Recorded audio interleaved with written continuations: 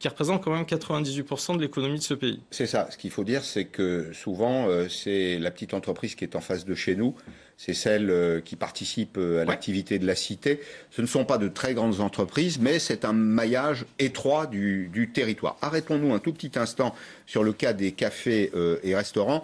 Vous allez voir que certains, ceux qui le peuvent, en tout cas, ont choisi de maintenir une petite activité, grâce notamment à ce qu'on appelle le click and collect. Vous commandez et puis vous allez chercher un petit plat, par exemple, un dîner ou autre chose, au moins pour garder le contact avec leurs clients, comme le montre ce reportage de Guillaume Ployer à Bordeaux.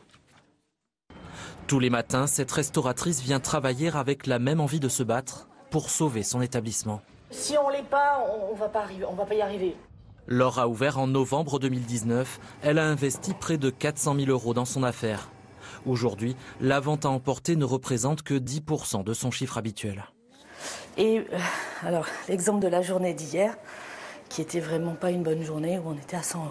Pour nous, c'est nettement insuffisant. On ouvre pour la gloire, là, aujourd'hui. Comme elle, ils sont nombreux à craindre pour la pérennité de leur entreprise. On n'arrive pas à se projeter. C'est vraiment ça qui est le plus angoissant, c'est qu'on ne peut pas voir dans le long terme. J'ai peur de tout perdre. Aujourd'hui, la trésorerie que j'ai va me faire tenir à peu près jusqu'au mois de mai, juin, mais pas plus. En Gironde, au moins 20% des restaurants seraient menacés de fermeture à court terme.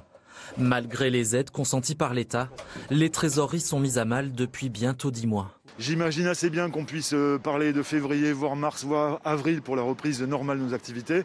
Donc il faut absolument qu'on puisse être certain d'avoir ces aides sur du long terme. En attendant la reprise de l'activité, les prochaines semaines seront décisives pour la plupart des restaurateurs. Marc Sanchez, secrétaire général du SDI, syndicat des indépendants, est-ce que vous avez une petite idée d'une géographie par secteur des risques de faillite ? Alors, vraisemblablement, les entreprises qui vont le plus être impactées, c'est effectivement les cafés, hôtels, restaurants, parce qu'on est sur des pertes d'activité, des pertes de chiffre d'affaires, des pertes de marge qui sont quand même relativement importantes. On les chiffre à plus de 60 à 70%, grosso modo. Et ne sachant pas non plus quelle va être la visibilité, malgré les aides, la reprise va être assez compliquée, parce qu'il va falloir payer le PGE. Il y en a beaucoup qui ont... Est-ce vraiment sûr ? Est-ce vraiment aussi certain que ça ? Oui. Vous ne croyez pas que le gouvernement fera un geste dans ce domaine ? Enfin, il serait temps effectivement qu'il nous explique quel geste il va faire, parce que pour le moment on ne le sait pas, on ne le connaît pas. On ne le sait pas, mais enfin, exiger d'une entreprise qui est